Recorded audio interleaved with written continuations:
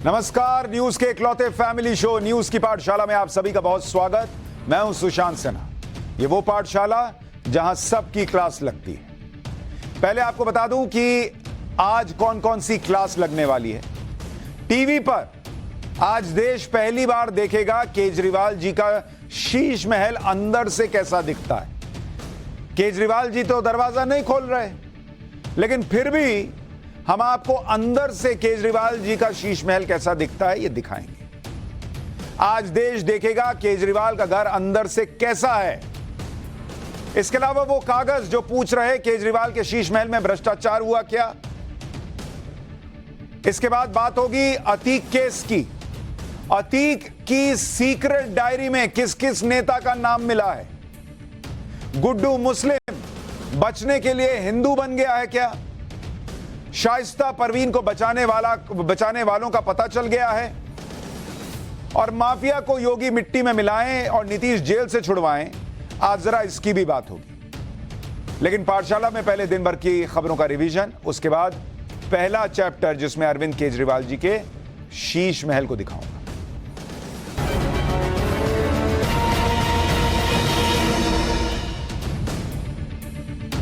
कांग्रेस अध्यक्ष मल्लिकार्जुन खड़गे ने प्रधानमंत्री नरेंद्र मोदी को लेकर विवादित बयान दिया है। कर्नाटक के कलबुर्गी में एक चुनावी रैली हो रही थी।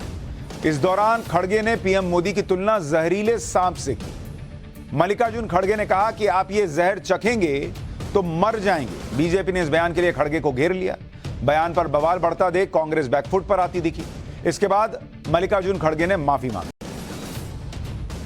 शराब घोटाले के केस में जेल में बंद दिल्ली के पूर्व डिप्टी सीएम मनीष सिसोदिया को बड़ा झटका लगा है। सीबीआई से जुड़े केस में राउज एवेन्यू कोर्ट ने उनकी न्यायिक हिरासत 12 मई तक के लिए बढ़ा दी। आज सिसोदिया को कोर्ट में पेश किया गया। जमानत पर सुनवाई के दौरान सीबीआई ने चार्जशीट दाखिल होने की दलील देते हुए जमानत का विरोध किया। कोर्ट ने सीबीआई को चार्जशीट की ई कॉपी मनीष सिसोदिया को देने का निर्देश दिया।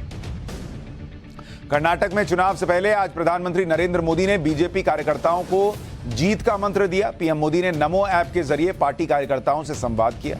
पीएम मोदी ने कहा कि कर्नाटक के उज्जवल भविष्य के लिए हर कार्यकर्ता के मोबाइल फोन पर यह जानकारी होनी चाहिए कि केंद्र सरकार और राज्य सरकार लोगों के विकास के लिए क्या काम कर रही है। पीएम ने वोटर्स का दिल जीतने के लिए सरकार की उपलब्धियों को घर घर पहुंचाने का निर्देश भी दिया। एलएसी पर जो तनातनी चल रही है उसके बीच चीन के रक्षा मंत्री ली शांगफू भारत दौरे पर पहुंचे हैं। आज चीन के रक्षा मंत्री ने दिल्ली में रक्षा मंत्री राजनाथ सिंह से मुलाकात की, उनके साथ बैठक की। 2020 में लद्दाख के गलवान में हुई झड़प के बाद चीन के रक्षा मंत्री का यह भारत का पहला दौरा है। चीन के रक्षा मंत्री कल गोवा में होने वाली एससीओ समिट में भी शामिल होंगे। जम्मू कश्मीर के रामबन जिले से लैंडस्लाइड की रोंगटे खड़े कर देने वाली तस्वीरें आई। जम्मू श्रीनगर हाईवे से गुजर रही कुछ गाड़ियां पहाड़ से गिर रहे मलबे की चपेट में आ गईं, जिसके बाद प्रशासन ने राहत और बचाव का काम शुरू किया और हाईवे पर ट्रैफिक को रोक दिया गया। बागेश्वर धाम के बाबा धीरेन्द्र शास्त्री 13 मई को बिहार की राजधानी पटना पहुंचने वाले। धीरेन्द्र शास्त्री ने सोशल मीडिया पर एक वीडियो जारी कर इसकी जानकारी दी है। खबर है कि 13 मई से 17 मई तक पटना के गांधी मैदान में बाबा धीरेन्द्र शास्त्री का दरबार लगेगा। तो ये हो गया दिन भर का रिवीजन। अब पाठशाला की पहली क्लास और इसमें ऑपरेशन शीश महल के नए खुलासे का चैप्टर। आपको पहली बार दिखाऊंगा कि केजरीवाल का शीश महल अंदर से कैसा है। केजरीवाल तो अपने शीश महल पर जनता के सवाल के जवाब नहीं दे रहे, लेकिन आज हम जनता का धन्यवाद करना चाहते हैं। पहले शीश महल में ले जाऊं उसके पहले आपका धन्यवाद करना चाहता हूं, क्योंकि पिछले हफ्ते देश की सबसे बड़ी खबर पर आप सभी ने पाठशाला पर जो भरोसा जताया, आज उसके नतीजे आए। और जब अतीक अहमद की खबर से जुड़े व्यूअरशिप के आंकड़े आए, उसमें पाठशाला ने बड़े बड़े चैनल्स, बड़े बड़े प्राइम टाइम शोज को पीछे छोड़ दिया। भाई पिछले पूरे हफ्ते अतीक अहमद की खबर पर जितना ग्रोथ पाठशाला ने गेन किया वो किसी और शो ने 9 बजे किया ही नहीं। टीएसवी यानी जब दर्शक क्वालिटी कंटेंट देखता है, रुक कर देखता है, उसमें पाठशाला से नीचे आज तक, न्यूज 18, एबीपी सब चले गए। यह बढ़त बताती है कि आप पाठशाला पर कैसे भरोसा करते हैं। यह बढ़त बताती है कि कैसे जो पुराने बड़े बड़े संस्थान हैं, जो सालों से 9 बजे में आपको खबरें बताते रहे, अब उनको छोड़कर लोग पाठशाला में एडमिशन ले रहे हैं। ब्रेकिंग न्यूज हो, एनालिसिस हो, हर भरोसे पर आपने पाठशाला को आगे रखा है, क्योंकि हमने जो रिसर्च और जिस तरीके से रिसर्च आपको, हम ऐसे नहीं कहते फैमिली शो है भाई, महिलाएं बच्चे सब देखते हैं तब ये होता है। इसलिए आप सभी का बहुत बहुत धन्यवाद। ये पहले धन्यवाद कहना जरूरी था। ये प्यार बना के रखिए, पाठशाला में और लोगों का एडमिशन कराते रहिए। लेकिन अब बात केजरीवाल के शीश महल की। पिछले 2 दिन से देश भर में ऑपरेशन शीश महल की भयंकर चर्चा है। टाइम्स नाउ नवभारत के खुलासे पर अब दूसरी जगहों पर भी डिबेट्स हो रही हैं। केजरीवाल के शीश महल को लेकर सवाल पूछे जाने शुरू हुए हैं। कोई नहीं पूछ रहा था, हमने जब उठाया मुद्दा तो अब दूसरे चैनल भी आए, दूसरे नेता अपने अपने बंगले खोलकर दिखाने लगे। लेकिन केजरीवाल जी अब तक अपना बंगला खोलने को तैयार नहीं हुए हैं। 2 दिन बीत गया, ना केजरीवाल जी मुंह खोलते हैं, ना दरवाजे खोलते हैं अपने बंगले का। पूरा देश केजरीवाल के शीश महल के 8-8 लाख के पर्दे देखना चाहता है भाई। पूरा देश 3-3 करोड़ के मार्बल से बना फर्श देखना चाहता है भाई। पूरा देश देखना चाहता है कि 4-4 लाख के टॉयलेट सीट लगे कि नहीं लगे, और लगे तो कैसे दिखते हैं। यह रिमोट से चलने वाला कमोड कैसा होता है। पूरा देश यह देखना चाहता है कि केजरीवाल का शीश महल अंदर से दिखता कैसा है।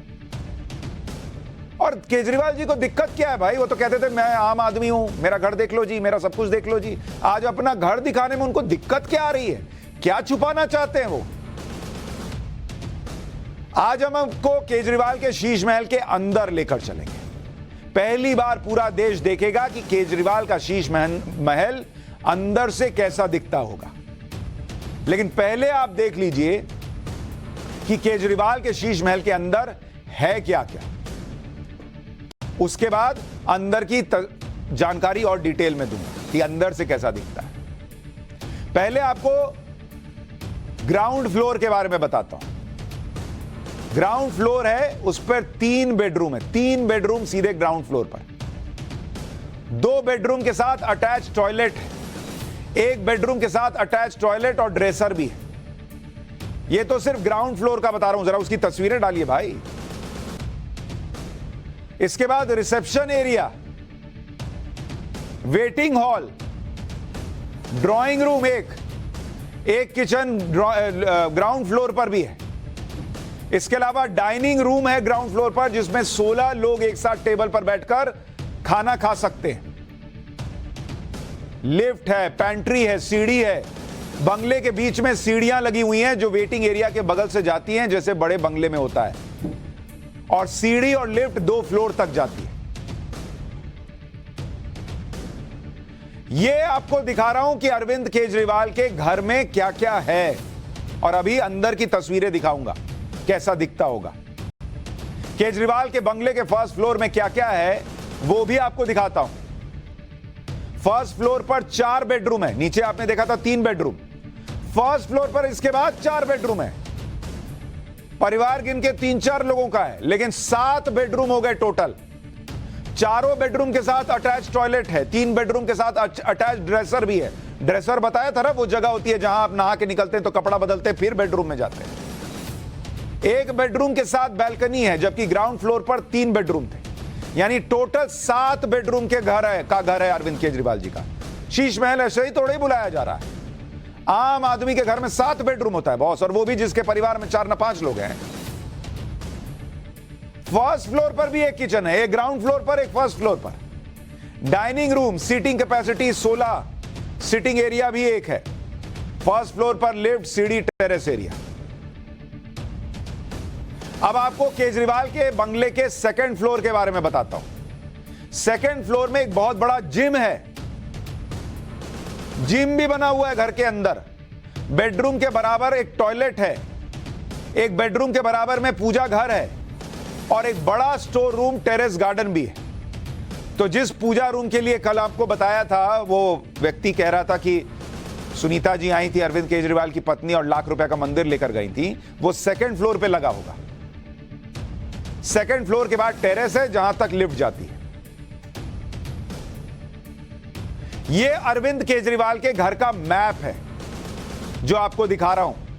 अरविंद केजरीवाल ने घर तो दिखाया नहीं, लेकिन उन्होंने घर में मतलब थोड़ा सुधार करने और उसको मरम्मत करने के नाम पे जो पूरा घर बनाया, उसका भाई मैप तो बनेगा, उसका फ्लोर प्लान बनेगा। हमने वो है निकाल लिया।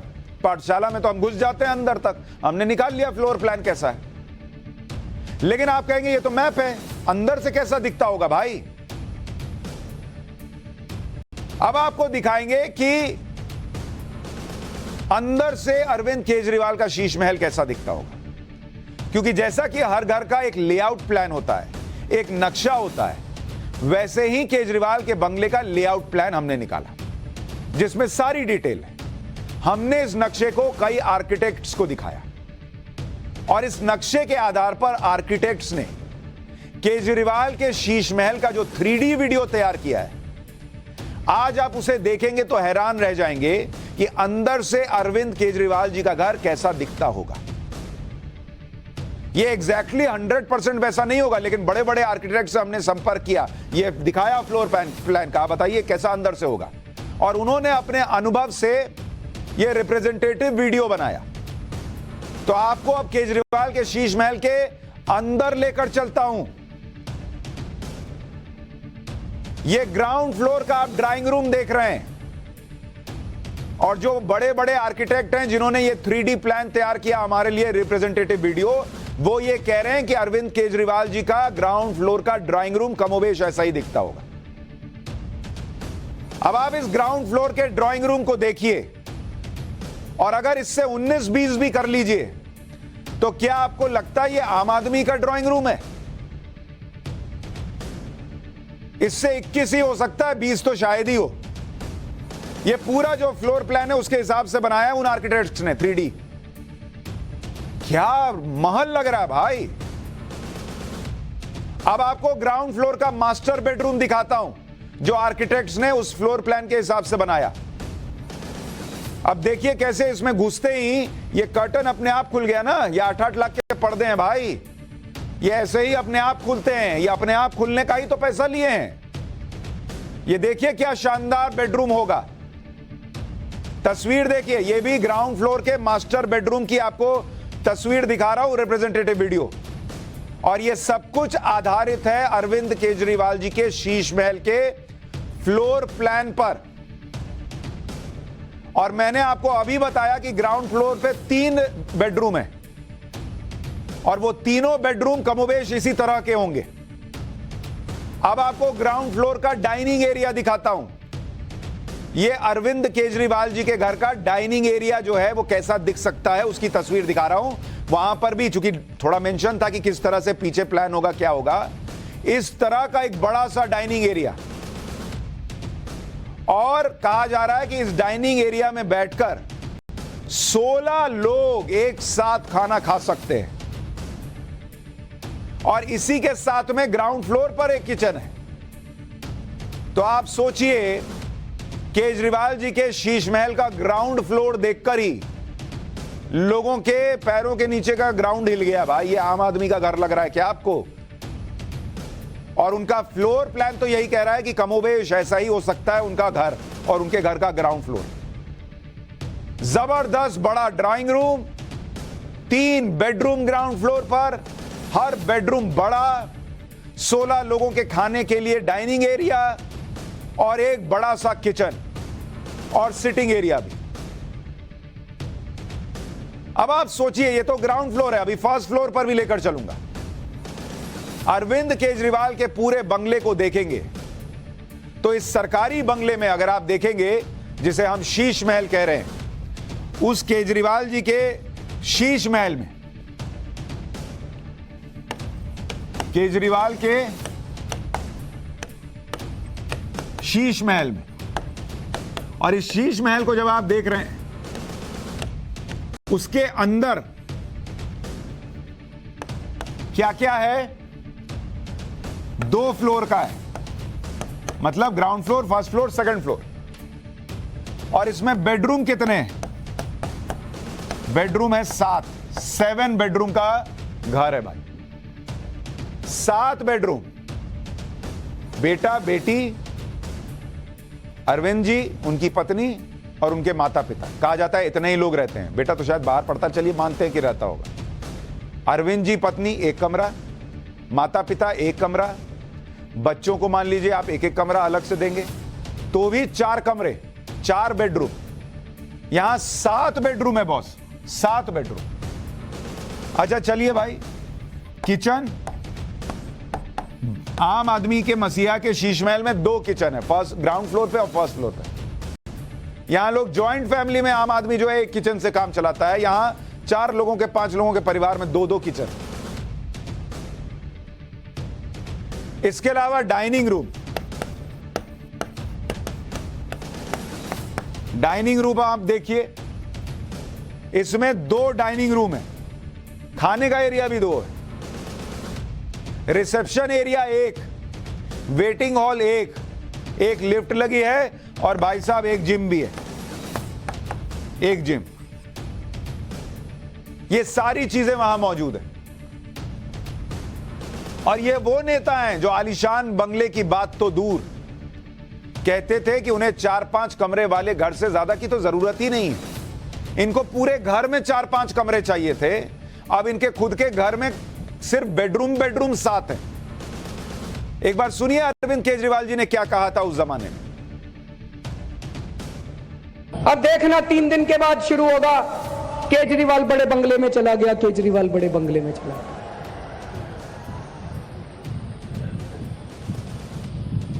मुझे पूरा एक महापुरुष ने कहा था कि इंसान कहीं भी पहुंच जाए उसको अपनी औकात नहीं भूलनी चाहिए। मुझे अपनी औकात पता है, मैं बहुत छोटा सा आदमी हूं, मेरी बहुत छोटी सी औकात है। आज मेरे घर में 4 या 5 कमरे हैं, मैं जहां भी जाऊंगा 4-5 कमरों से ज्यादा की मेरे को क्या जरूरत है भाई साहब।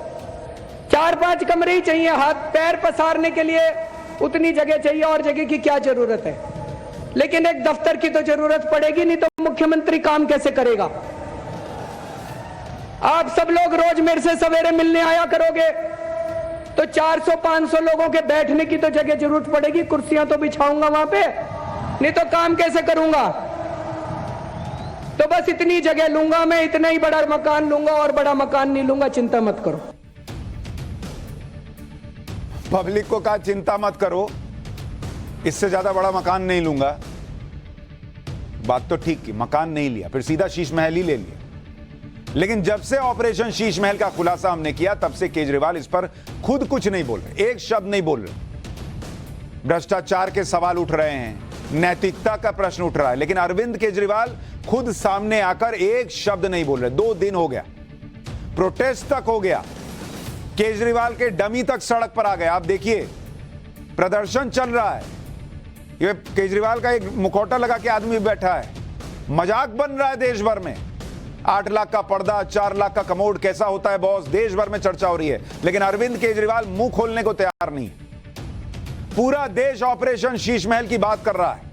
अब सवाल यह है कि शीश महल को बनवाने में कट्टर ईमानदारी दिखाई गई या इसमें घोर भ्रष्टाचार है। क्या यही वजह है कि 48 घंटे हो गए केजरीवाल जी घर का दरवाजा नहीं खोल रहे।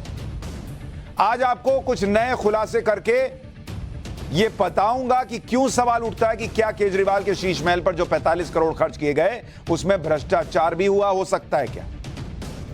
क्योंकि टाइम्स नाउ नवभारत के खुलासे के बाद अब केजरीवाल के राजनीतिक विरोधी लगातार इस पर सवाल उठा रहे हैं। कल हमने आपको बताया था कि कैसे 10 करोड़ के आगे जो है वो किसी सैंक्शन अमाउंट को जाने नहीं दिया गया और उसकी वजहें बताई थी।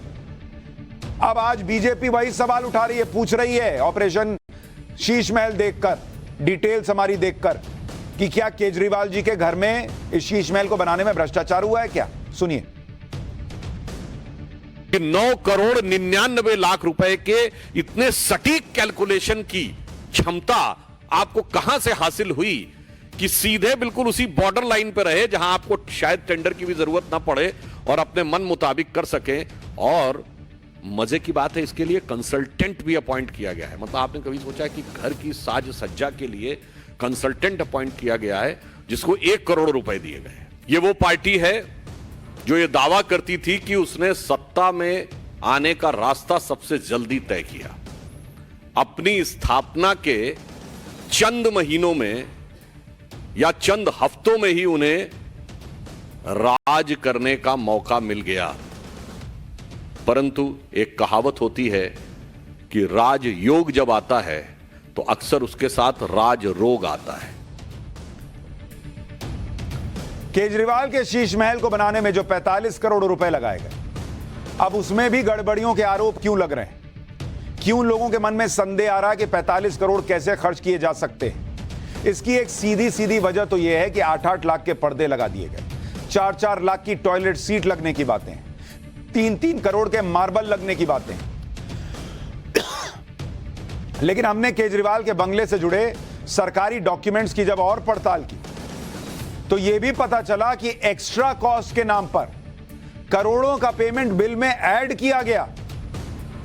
जैसे कुछ बड़े बड़े एक्स्ट्रा पेमेंट के बारे में आपको बताता हूं। जैसे आप देखिए, क्योंकि जब टेंडर निकला उसमें एक्स्ट्रा पेमेंट ना हो इसकी बातें थी, लेकिन एक्स्ट्रा पेमेंट कैसे हुआ, और वो भी छोटा मोटा नहीं, करोड़ों का एक्स्ट्रा पेमेंट, वो आप देखिए।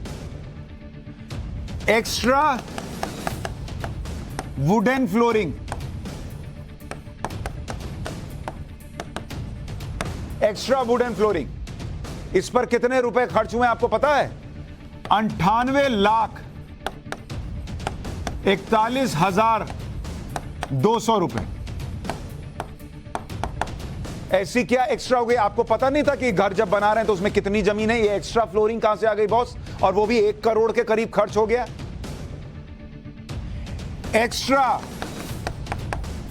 फॉर सुपीरियर इंटीरियर, मतलब इनको बहुत ही शानदार चीजें चाहिए थी घर के अंदर। तभी तो मैंने आपको कहा ना, जो हम वीडियो दिखा रहे थे आपको 3D एनिमेशन रिप्रेजेंटेटिव वीडियो, वो ऐसे ही नहीं है भाई, सुपीरियर इंटीरियर लगा है। और वो भी एक्स्ट्रा जो लगा उस पे खर्च कितने हो गए? 55,01,979 रुपए, 979 रुपीज। अब एक्स्ट्रा देखते जाइए, फिर एक्स्ट्रा आता है। सब एक्स्ट्रा कैसे हो गया भाई? सब आपका कैलकुलेशन गड़बड़ाया हुआ था। ऑटोमेटिक फायर अलार्म, अब आप घर को सेट कर रहे हो, बना रहे हो, सीएम का घर बन रहा है, ऑटोमेटिक फायर अलार्म आपको पहले नहीं पता था कि लगेगा। ये एक्स्ट्रा कहां से आ गया भाई? और ऑटोमेटिक फायर अलार्म कितने का लगा है सुनिएगा, आपके दिमाग में जो है आग लग जाएगी। ये करीब करीब जो है करीब 2 करोड़ रुपया का लगा है। 2 करोड़ रुपया का extra auto fire alarm. Boss ये कैसा कैलकुलेशन था कि हर चीज एक्स्ट्रा हो जा रही है और इतनी 2-2 करोड़ रुपए की? इसके अलावा extra for artistic and ornamental work, इस पे 2,16,74,984 रुपया खर्च हुआ है। और ऐसे ही कई जगहों पर बिल में एक्स्ट्रा पेमेंट का जिक्र है। और जब हमने इसे काउंट किया तो पूरे बिल में 25 से ज्यादा जगह पर किस चीज का जिक्र हुआ है पता है? एक्स्ट्रा पेमेंट का। 25 से ज्यादा जगह पर एक्स्ट्रा पेमेंट का जिक्र हो रहा है भाई। और जबकि अगर आप देखेंगे जो पहला हमको टेंडर मिला उसमें लिखा हुआ था कि भाई 1 रुपया भी एक्स्ट्रा नहीं देना है। ये क्लॉज हमको दिखा कि भाई जो कॉन्ट्रैक्टर लेगा, जितने में पहला टेंडर 7 करोड़ कुछ का था, उतने में ही आपको निपटाना है। तो क्या ये क्लॉज बाद में हट गया?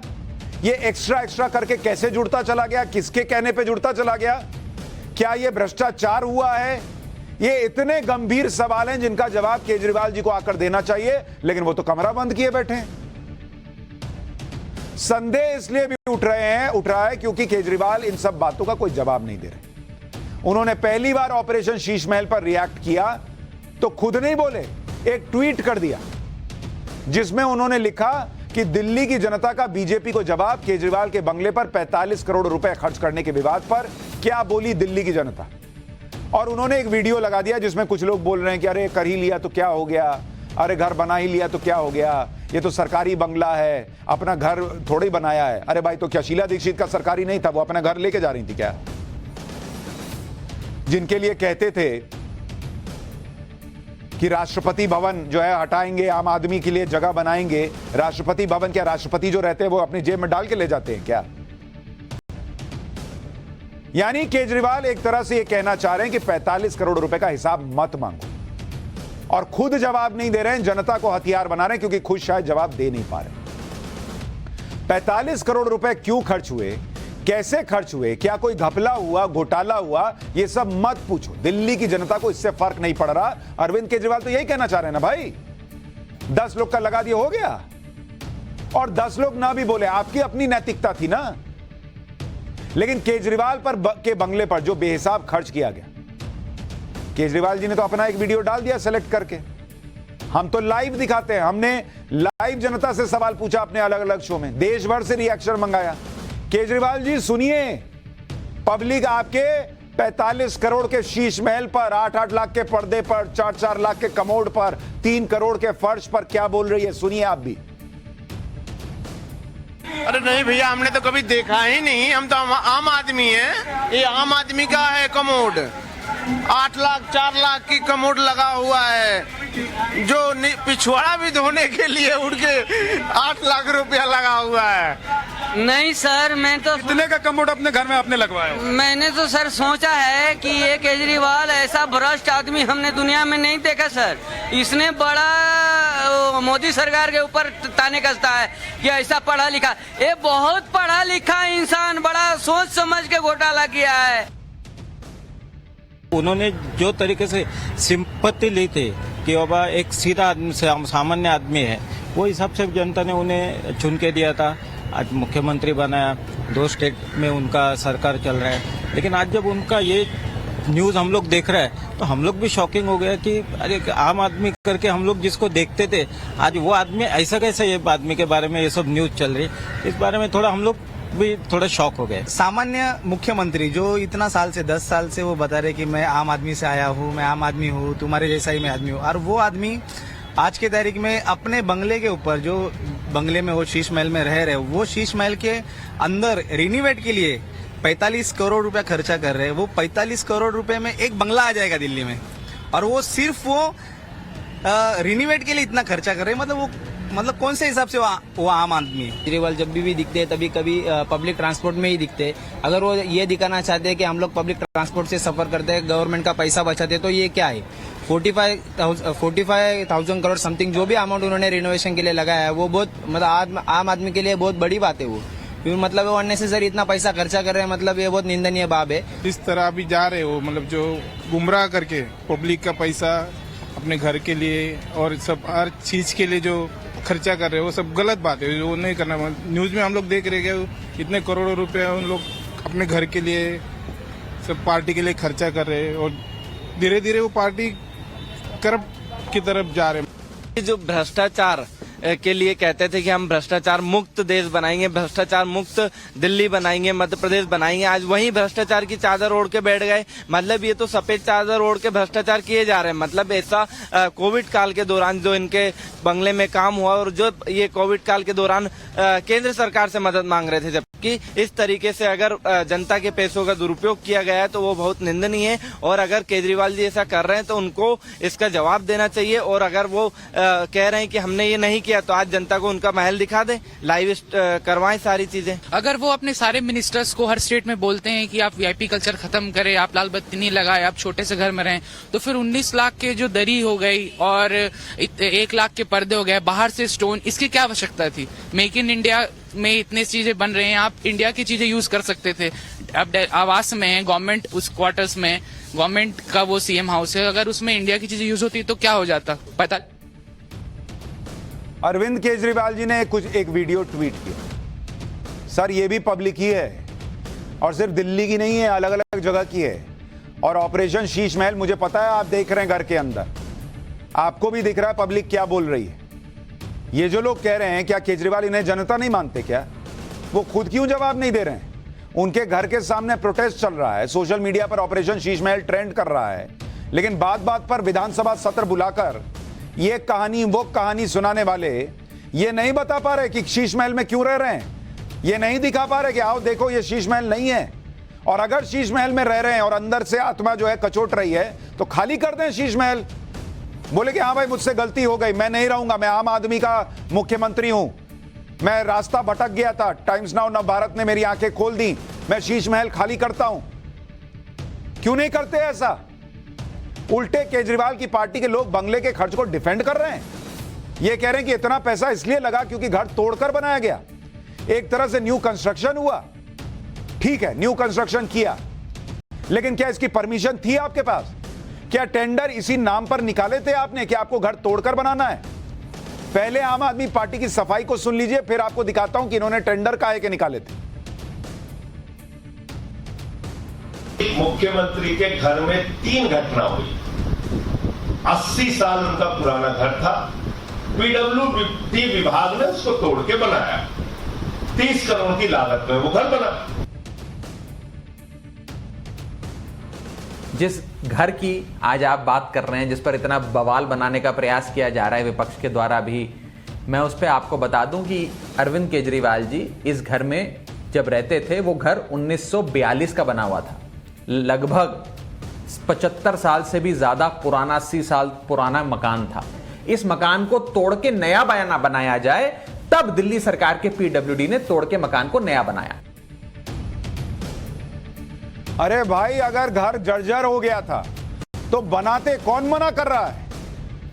लेकिन 8 लाख का पर्दा, 4 लाख का कमोड, 3.5 करोड़ का फ्लोर नहीं लगाते, ऐसा आलीशान महल जैसा घर ना खड़ा करते तो क्या घर खड़ा ही नहीं हो पाता? दूसरी बात आपने सुना ना, ये खुद कह रहे हैं कि घर तोड़कर नया बना है। हमने पाठशाला में कल ही बता दिया था कि बंगले को बनाने के लिए इन्होंने इजाजत एडिशन और ऑल्टरेशन के नाम पर ली, जबकि पूरी तरह से रिकंस्ट्रक्शन करवा दिया।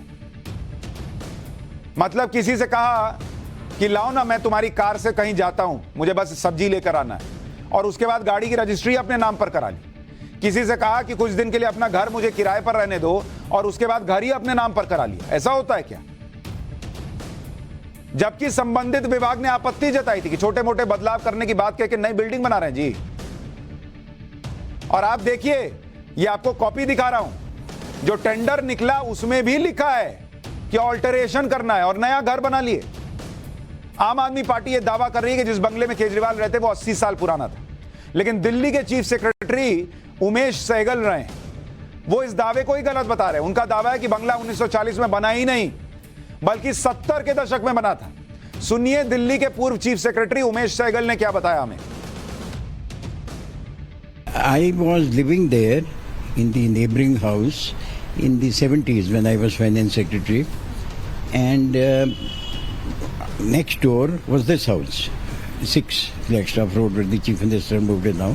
This was an official residence of the chief secretary, and it was made, to the best of my knowledge, in the 70s, not in the 40s as some newspapers are claiming. Maybe there was some building there in the 40s, but that was demolished, and this chief secretary's complex came in the 40s. And before the present chief minister moved in, it was always occupied by chief secretaries. यानी पूर्व chief secretary जो उसी घर के बगल में रहते थे जहां आज केजरीवाल जी रहते हैं, उमेश सहगल, वो कह रहे हैं कि अगर इमारत इतनी कमजोर हो चुकी थी तो उसमें एक नया फ्लोर कैसे जोड़ा गया? और ये तो 40 में बना ही नहीं, 40 के दशक में, ये तो 70s में बना। आप ये सब सुनते जाइए, आपको पता चलेगा कि कैसे आम आदमी पार्टी से जवाब नहीं देते बन रहा। और ये भी पूछ रहे हैं कि रेनोवेशन के दौरान मुख्यमंत्री ने घर क्यों नहीं छोड़ा। The point is, if the earlier building was already dangerous and the roof was falling off, etc., how is it that another story could be added to it? How could another floor be added? It was designed for a single story building. What about the foundations? There must have been some technical reason for it. And let us not forget that I don't think the chief minister has moved out during all this. In the last 2 years he was living there. So during the period he was living there and the building is said to be dangerous, how was another floor built on it? So I think engineers have to answer this. और इसलिए कई लोग आरोप ये भी लगा रहे हैं कि ये 10 करोड़ से कम की रकम सैंक्शन करो। टेंडर कब निकला नहीं निकला ये बहुत लोगों को पता नहीं। मुख्यमंत्री घर बन रहा था तब भी शायद बाहर कहीं नहीं रहे। ये सब इसलिए हुआ ताकि आम आदमी को इस शीश महल के बनने की भनक तक ना लगे। आम आदमी पार्टी के नेता रटी रटाई सफाई दे रहे हैं कि 45 करोड़ रिनोवेशन पर नहीं बल्कि दोबारा निर्माण पर खर्च किया गया। लेकिन इस दावे पर दिल्ली में कांग्रेस के नेता अजय माकन ने गंभीर सवाल उठाए। उन्होंने कहा कि अगर बंगले को दोबारा बनाया गया है तो ये तो पूरी तरह गैर कानूनी है। अजय माकन आगे कहते हैं कि उन्हें याद है जब वो केंद्र सरकार में शहरी विकास मंत्री थे, सीपीडब्ल्यूडी जो केंद्र के अंडर आता है वो उनके अंडर था, लेकिन इसके बावजूद जब उनके घर की छत गिरी तो उन्होंने छत को 2 से 4 लाख रुपए में ठीक कराया। अजय माकन ने कहा कि उन्होंने कभी यह सोचा तक नहीं कि किचन अप्लायंसेस, पर्दे, कालीन और माइक्रोवेव ओवन ये सब 45 करोड़ रुपए इस पर खर्च कर दिए जाएंगे। और घर 70 के दशक में बना कहा जा रहा है, 40 के दशक में बना भी नहीं, 40 के दशक में भी बना। क्या दिल्ली में आपको लगता है 1940s के बने हुए यही कुछ बंगले थे क्या, या मुख्यमंत्री का अकेला का बंगला था क्या? लुटियंस की दिल्ली है, वहां चले जाइए, कितने कितने पुराने बंगले बने हुए हैं, सब क्या तोड़ तोड़ के 45 करोड़ के बन रहे हैं। आम आदमी पार्टी कह रही है कि दूसरे नेता भी अपने घर दिखाएं। दूसरे नेता तो ऑपरेशन शीशमहल के बाद अपने घर दिखा भी रहे हैं। हमने कल यूपी के एक मंत्री का बंगला दिखाया था, आज बीजेपी के सांसद मनोज तिवारी ने अपना बंगला खोल दिया भाई, और केजरीवाल को चैलेंज दिया कि वो टाइम्स नाउ नवभारत की टीम को कैमरे के साथ अपने बंगले में आने दें। देखिए वहां क्या मिला मनोज तिवारी के घर पर। आपका घर दिखाने के लिए आए हैं जनता को। आप बिल्कुल दिखाएं। जनता के प्रतिनिधि हैं आप। ये पर्दों से शुरू करते हैं पहले तो। कितने करोड़ के पर्दे हैं आपके? मुझे लगता है ये मुश्किल से 600 से 700 के पर्दे। एक पर्दा होगा 600 से 700 रुपए। वो भी शायद बहुत है, मुझे शायद ये तो मुश्किल से 150 का होगा। 150 का होगा। हाँ, ये सीपीडब्ल्यूडी। और इन सोफों की कीमत बताइए, बड़े शानदार लग रहे हैं सोफे। हाँ, मगर ये सोफे सीपीडब्ल्यूडी के नहीं हैं। अच्छा, ये हमें अपने से लगाया हुआ। आपने खुद खरीदे? हमें खुद खरीदा हूँ। कितने के खरीदे थे? ये शायद 8000 का ही पूरा सेट है।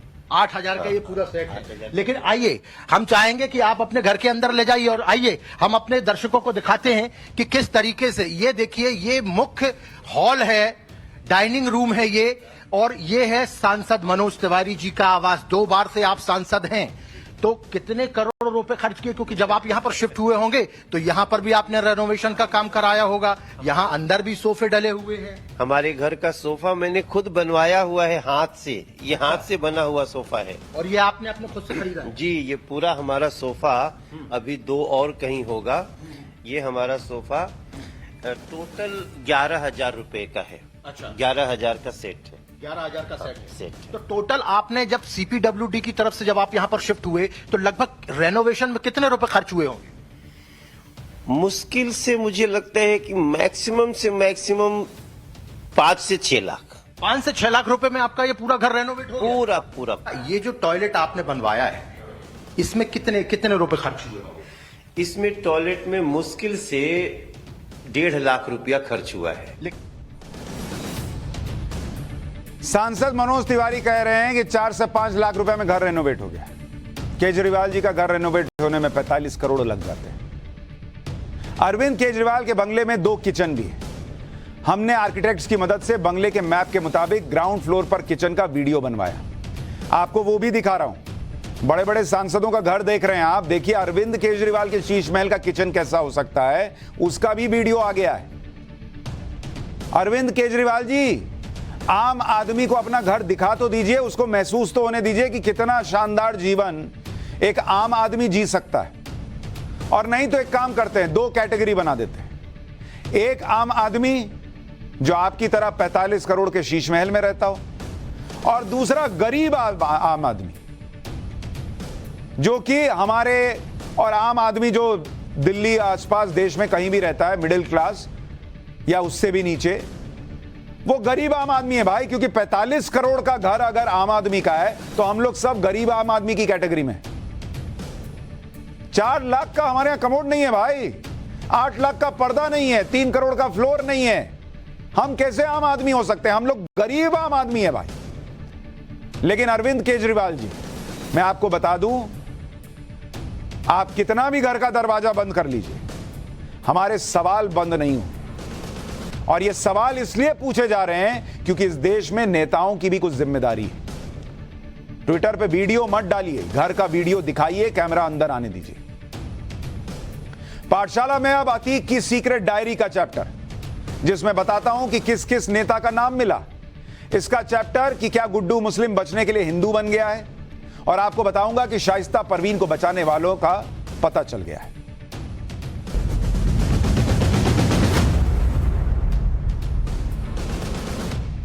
अतीक अहमद तो मिट्टी में मिल चुका है, लेकिन उससे जुड़े हुए लोगों के कई ऐसे राज हैं जो अब सामने आ रहे हैं। उमेश पाल मर्डर में पुलिस से बच रहे गुड्डू मुस्लिम के बारे में ऐसी जानकारी सामने आई है जिससे आपके होश उड़ जाएंगे। गुड्डू मुस्लिम और शाइस्ता ये दो कैरेक्टर हैं जिनसे जुड़े हुए कई राज हैं जो अब तक सामने नहीं आए, खुले नहीं हैं राज, लेकिन अब धीरे धीरे खुलासे हो रहे हैं। खास तौर पर गुड्डू मुस्लिम के बारे में जो जानकारी मिली है, जिसे सुनकर अगर या जिसको जानकर अगर अतीक जिंदा होता तो वो खुद भी शॉक्ड रह जाता। अतीक अहमद, अतीक की पीठ के पीछे गुड्डू मुस्लिम क्या क्या कर रहा था आज आपको ये बताऊंगा। अतीक तो नहीं है, सुनता तो वो भी शॉक्ड रह जाता। अतीक अहमद गैंग का सबसे शातिर और खतरनाक मेंबर गुड्डू मुस्लिम ही था। और जिस गुड्डू मुस्लिम की बात कर रहा हूं, 5 लाख रुपए का इनाम होने के बाद भी गुड्डू मुस्लिम अभी तक पुलिस से बचा हुआ है। गुड्डू मुस्लिम पुलिस से बचने के लिए अपना हुलिया और नाम तक बदल रहा है। यह भी कहा जा रहा है कि गुड्डू मुस्लिम ने पुलिस से बचने के लिए धर्म परिवर्तन करा लिया है। जानकारी के मुताबिक कहा यह जा रहा है कि गुड्डू मुस्लिम अपना नाम बदल रहा है, हिंदू नाम रखकर पुलिस से बच रहा है। गुड्डू मुस्लिम ने बबलू, सुरेंद्र कुमार, संदीप कुमार नाम रखे और पुलिस से बचने के लिए दाढ़ी बढ़ा ली है। कहा जा रहा है कि गुड्डू मुस्लिम हनुमान चालीसा भी जानता है, गायत्री मंत्र भी जानता है, कि कल को कोई पकड़ ले और कहे कि तुम तो गुड्डू मुस्लिम लग रहे हो जी। अरे क्या बात है, हम हिंदू हैं, देखिए हनुमान चालीसा पढ़ के सुनाते हैं, सुनिए गायत्री मंत्र सुनाते हैं। ये सब हथकंडा अपना रहा है। मंदिर या गुरुद्वारे में भी छिपा हो सकता है, ये भी सोर्सेस कह रहे हैं। यानी गुड्डू मुस्लिम बचने के लिए अब धर्म का भी सहारा ले रहा है। गुड्डू मुस्लिम के बारे में पाठशाला में मैंने आपको बताया था कि वो 1 नंबर का धोखेबाज है, और अब गुड्डू मुस्लिम को लेकर एक नया खुलासा हुआ है। सूत्रों के मुताबिक अतीक अहमद के पास उमेश पाल को मारने की कोई वजह नहीं थी। अतीक अहमद के खिलाफ उमेश पाल फाइनल गवाही दे चुका था। अतीक और असद को भड़काने का काम गुड्डू मुस्लिम ने किया, यह कहा जा रहा है। इसके अलावा यह भी खुलासा हुआ है कि गुड्डू मुस्लिम के कई दूसरे माफियाओं से संबंध थे और वो अतीक के पैसे को अपने फायदे के लिए इस्तेमाल कर रहा था। गुड्डू मुस्लिम ने अतीक से छिपाकर कई धंधों में पैसा लगाया हुआ था। गुड्डू मुस्लिम ने कोयला सप्लाई के काम में पैसा लगाया। गुड्डू मुस्लिम के संबंध अतीक के दुश्मन गैंग से भी थे। अतीक और अशरफ के दुश्मनों के संपर्क में भी गुड्डू मुस्लिम था। अब ये बातें सुनकर आपको ये नहीं लग रहा, मैंने आपको बताया था कि यही धोखेबाज गुड्डू मुस्लिम मरवा सकता है अतीक अहमद को। यह शक और गहराता है, क्योंकि जब तक अतीक अहमद जेल में था उस समय अतीक की पीठ पीछे गुड्डू मुस्लिम अपनी मनमानी कर रहा था। वो अतीक अहमद के पैसों से अपना बिजनेस खड़ा कर रहा था। गुड्डू मुस्लिम पुलिस से बचने के लिए लगातार अपनी लोकेशन बदल रहा है। हिंदू पहचान और हिंदू नाम के साथ वो पुलिस से बच रहा है। अभी तक गुड्डू मुस्लिम की लोकेशन उत्तर प्रदेश की मेरठ, फिर झांसी, महाराष्ट्र के नासिक और पुणे, ओडिशा और छत्तीसगढ़ में ट्रेस हो चुकी है। कई बार तो वो पुलिस के हाथ आते आते निकल गया है। यूपी एसटीएफ ने ओडिशा से गुड्डू मुस्लिम के मददगार को हिरासत में लेकर पूछताछ की थी, जिससे चौंकाने वाले खुलासे हुए। पुलिस के सूत्रों के मुताबिक गुड्डू मुस्लिम करीब 12 दिन तक उड़ीसा में रुका था। 2 अप्रैल से 13 अप्रैल तक गुड्डू मुस्लिम उड़ीसा में था। उड़ीसा में गुड्डू मुस्लिम बैग फेंक कर फरार हुआ था।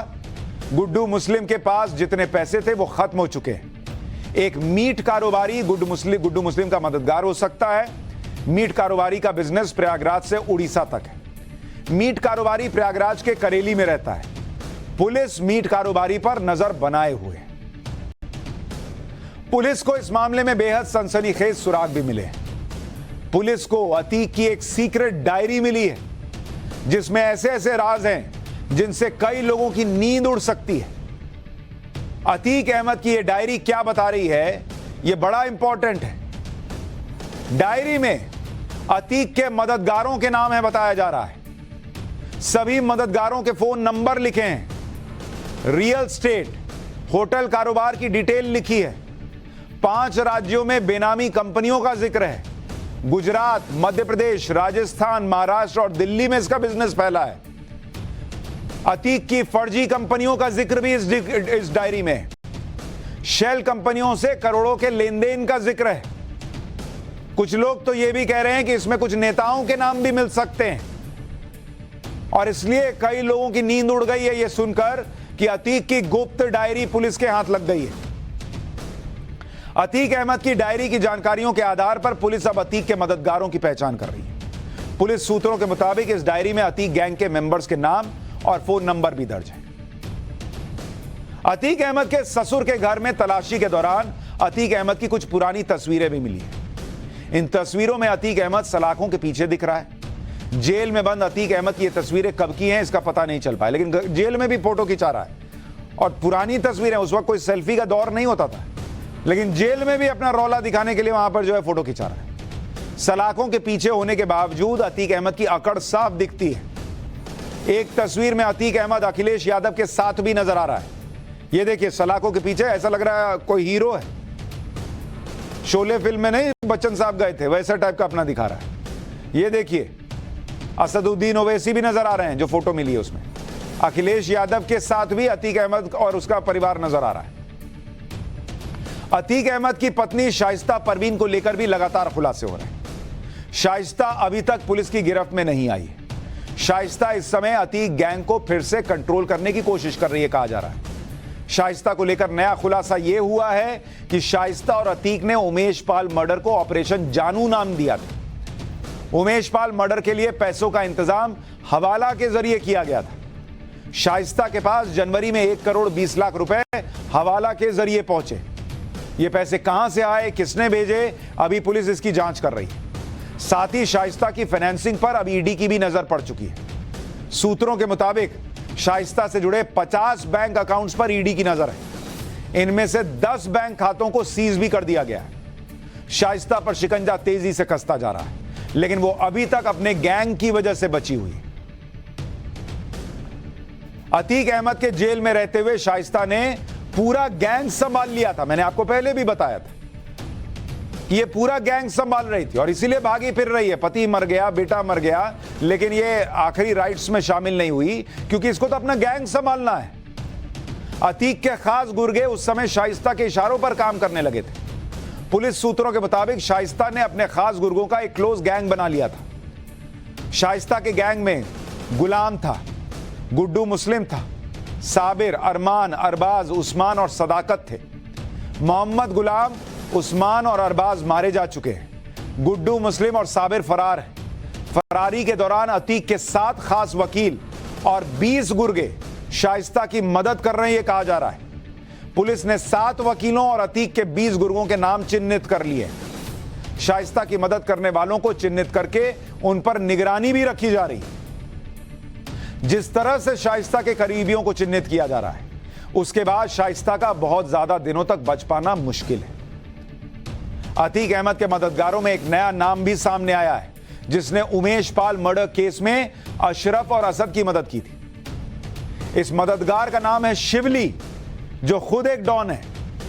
डॉन शिवली अशरफ की ससुराल हटवा का रहने वाला है। शिवली हिस्ट्री शीटर है, पहले से कई केस दर्ज है। अतीक की मदद से ही शिवली ने प्रधान का चुनाव जीता था। शिवली बरेली जेल में अशरफ से लगातार मिलता था।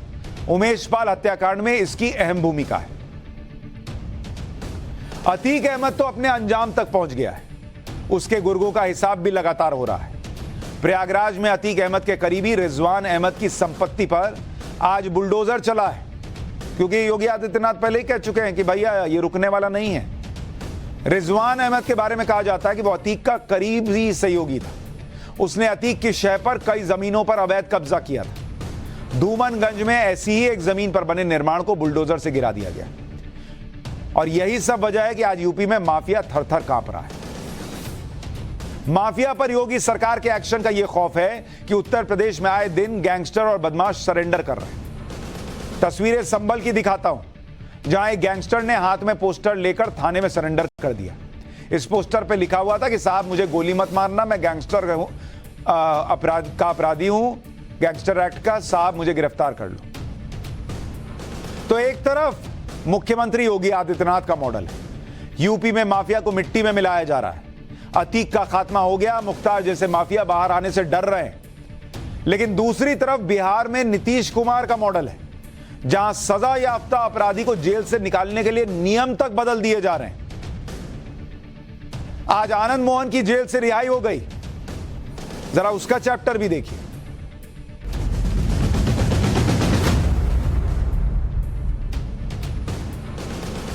आज बिहार समेत पूरे देश में एक लाइन बहुत वायरल हो रही है कि नीतीश कुमार को आज आनंद मिल गया। यह आनंद वो खुशी वाला नहीं, ये दूसरा है, क्योंकि वो आज बहुत खुश भी हैं। लेकिन यहां बात आनंद मोहन की हो रही है, जो बिहार के एक आईएएस की हत्या में शामिल था, जिसे लोअर कोर्ट ने फांसी की सजा सुनाई थी, हाई कोर्ट ने जिसे उम्र कैद की सजा दी थी। वो बाहुबली आनंद मोहन आज नीतीश कुमार की कृपा से जेल से बाहर आ गया। इस आनंद मोहन के लिए बिहार के मुख्यमंत्री नीतीश कुमार ने बहुत मेहनत की है, कानून में बदलाव किया है, ऐसे ही बाहर नहीं आया, ये सियासी समीकरण सेट किए हैं, 2024 के लोकसभा चुनाव की रणनीति बनाई है और पीएम मोदी को सत्ता से हटाने के लिए सारे साम दाम दंड भेद अपना लिए गए और इसलिए जातीय समीकरण की पूरी स्क्रिप्ट लिखी। और अपराधी को बाहर निकालना पड़े तो निकालो, क्या फर्क पड़ता है, नरेंद्र मोदी को हराना है। यह स्क्रिप्ट क्या नीतीश कुमार लिख रहे हैं इसके बारे में आगे बताऊंगा, लेकिन उससे पहले आनंद मोहन की रिहाई की और उसके जश्न की कुछ तस्वीरें देख लीजिए। जेल से बाहर निकलने के बाद आनंद मोहन के लिए रोड शो हुआ है भाई। ये रोड शो हो रहा है जैसे कितना बड़ा जो है, कोई बहुत बड़ा नेता, कोई बहुत बड़ा सेना का अधिकारी जंग जीत कर आए हो, ऐसा लग रहा है। गाड़ियों का काफिला और लोगों की भीड़ आनंद मोहन को लेने के लिए सहरसा जेल के बाहर पहुंची। हालांकि भीड़ को आशंका की वजह से आनंद मोहन को सुबह करीब 7 बजे ही रिहा कर दिया गया था। इसलिए रोड शो में आनंद मोहन के बेटे और विधायक चेतन आनंद और बेटी सुरभि आनंद शामिल हुए। ऐसा माहौल तैयार किया गया कि कोई क्रांतिकारी जेल से जैसे बाहर आ रहा हो, है मर्डरर। आनंद मोहन के रोड शो में कैसे कैसे पोस्टर लगाए गए वो भी देखिए। इसमें लिखा था सुस्वागतम शेरे बिहार। अरे भाई, ऐसा क्या किया है शेरे बिहार ने? एक सरकारी अधिकारी की हत्या की है ना, कौन सी बिहार की गरीबी दूर कर दी है। इस पोस्टर पर लिखा गया है आभार बिहार सरकार, यानी नीतीश कुमार ने जिस तरह जेल मैनुअल में बदलाव करके आनंद मोहन को रिहा करा लिया, उसके बदले में खुलेआम नीतीश कुमार को धन्यवाद दिया जा रहा है। यह है नीतीश कुमार का सुशासन। और यूपी बिहार सटे सटे हैं। एक जमाने में यूपी बिहार तो लोग एक सांस में बोल देते थे, लेकिन आज दोनों का फर्क है। एक तरफ यूपी में अपराधी कांप रहा है, यहां नीतीश कुमार अपराधियों को बाहर निकाल रहे हैं। आनंद मोहन की रिहाई को लेकर मिठाइयां बांटी जा रही हैं। जिस आदमी ने लोगों की भीड़ के बीच में एक सरकारी अधिकारी की हत्या करवा दी, इन तस्वीरों को देखकर उस परिवार को कैसा महसूस हो रहा होगा, आप सोच रहे हैं? इन्हें देखकर सबको यही लगेगा कि जिस अपराधी पर सत्ता का हाथ हो वो कुछ भी कर सकता है। आनंद मोहन को लेकर बहुत से लोगों को सिर्फ यही मालूम है कि वो गोपालगंज के डीएम केजी कृष्णैया की हत्या में शामिल था। यह घटना एक सियासी आंदोलन की वजह से हुई थी। लेकिन इसके अलावा भी आनंद मोहन की क्राइम लिस्ट बहुत लंबी है, जिसके बारे में खुद आनंद मोहन ने चुनावी हलफनामे में बताया था। उस पर 32 क्रिमिनल केस हैं और इसमें 3 हत्या के केस हैं, हत्या की कोशिश के 17 केस हैं, चोरी के 11 केस हैं, अपहरण के 5 केस हैं, दंगा फैलाने के 15 मामले हैं, खतरनाक हथियार रखने के 11 केसेस हैं। और आज ये आदमी जेल से बाहर किसी क्रांतिकारी के टाइप से बाहर आया, नीतीश जी की कृपा से। आईएएस की हत्या के केस में आनंद मोहन को सजा हुई थी, इसलिए ये सारे केस बौने हो गए थे। इस लिस्ट को देखकर आप सोच रहे होंगे कि नीतीश कुमार को आनंद मोहन में क्या नजर आया बॉस, कि जेल के नियम में बदलाव करके भी इसको निकाल लिए। कानून को लेकर नीतीश कुमार की जब ऐसी राय थी कि भाई कानून का राज चलना चाहिए, तो अब क्या हो गया? ऐसी क्या मजबूरी आ गई कि नीतीश कुमार को हत्या की सजा काट रहे आनंद मोहन को रिहा करवाना पड़ा? इसके पीछे सियासी समीकरण है। 2024 के लोकसभा चुनाव का कनेक्शन है। आनंद मोहन 2 बार सांसद और 1 बार विधायक रह चुका है। इन्हें बिहार में बड़ा राजपूत चेहरा माना जाता है और नीतीश कुमार के पास फिलहाल कोई बड़ा राजपूत चेहरा नहीं था, तो सोचे जेल ही से निकाल के ले आओ, लेकिन ले आओ।